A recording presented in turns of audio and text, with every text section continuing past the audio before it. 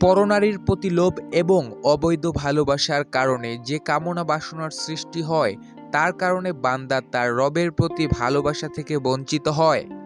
কি সুন্দর তাই না? হঠাৎ করেই কথা বলা বন্ধ হয়ে গেল।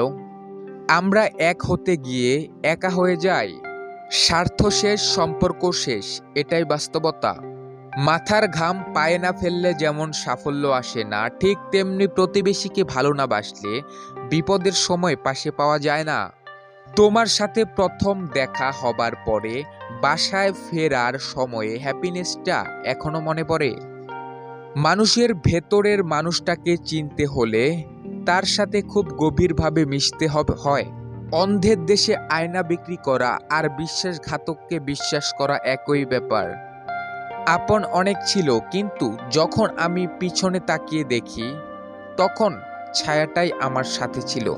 সৌন্দর্য নিয়ে অহংকার এতে শুধু কয়েকজনের বাহবা পাবে, বয়স বাড়লে চামড়াও কুচরাবে, সব অহংকার মাটিতে মিশে যাবে। ছেড়ে দিলে যদি সে ভালো থাকে তবে ছেড়ে দাও, কারণ ভালো রাখার নামই ভালোবাসা। যত্ন করে আগলে রাখতে শিখো প্রিয়, আমার মতো অনেকে পাবে কিন্তু আমাকে পাবে না।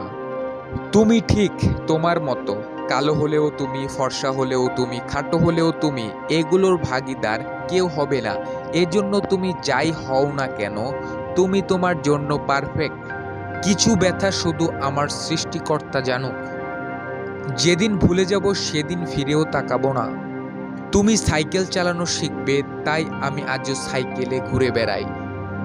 দুনিয়ার ফিতনা থেকে বাঁচার দোয়া, আল্লাহুম্মা ইন্নী আউযুবিকা মিন ফিতনাতিদ দুনিয়া।